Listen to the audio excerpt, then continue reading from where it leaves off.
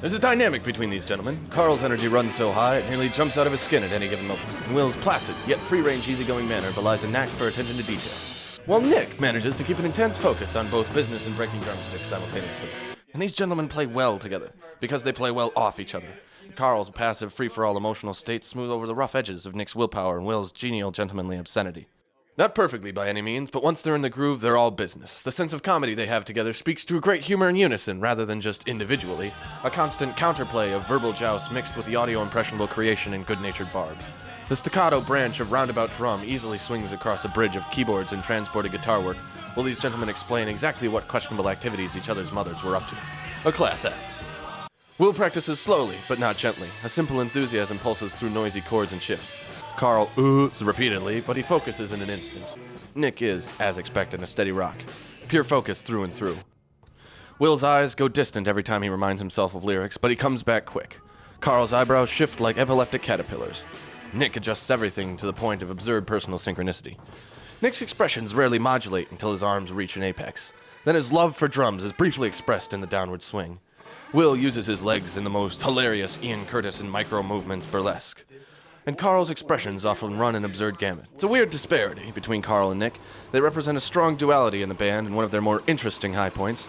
Nick expresses himself in easy flowing movements, whereas Carl's jump up and down. Like a manic depressive paired with an insensate counselor, they're giving each other room to work within their fields and respective noise complements. Not to ignore Will, for he fits into this trifecta in his own way. Like a significant grounding, he acts as some sort of auditory arbiter for the other two. Were it just Nick and Carl, it'd be groundless pop drums, but Will's guitar work blisters in a whole new psychedelic feel. Sometimes Nick drumming seems almost lackadaisical, but the energy is always there, if never expressed. Sometimes Will just sounds like one of Link Wray's backups, but he's always on the move, never surrendering to the blandness.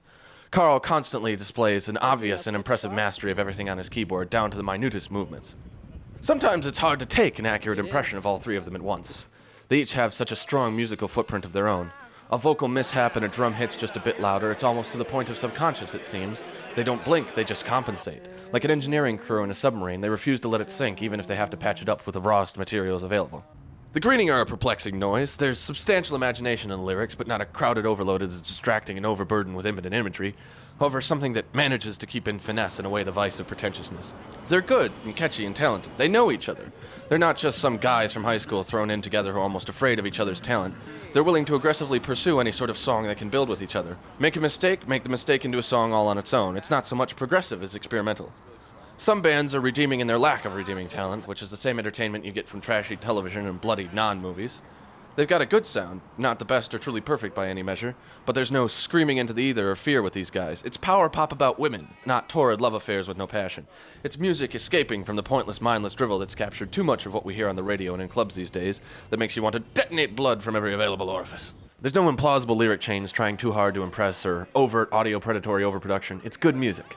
Warped beyond imagination by a perplexing combination of vocal pejoratives and innovative restoratives, a noise transcending noise punk and a sound surpassing senses, a sweet power pop lineup of tunes and a low-down rundown of gritty psychedelics, racking ears in line and knocking all the ducks off their row by hook and by bridge, playing lyrics and implausible word combinations like nervous breakdowns, all too pleasurable to be real.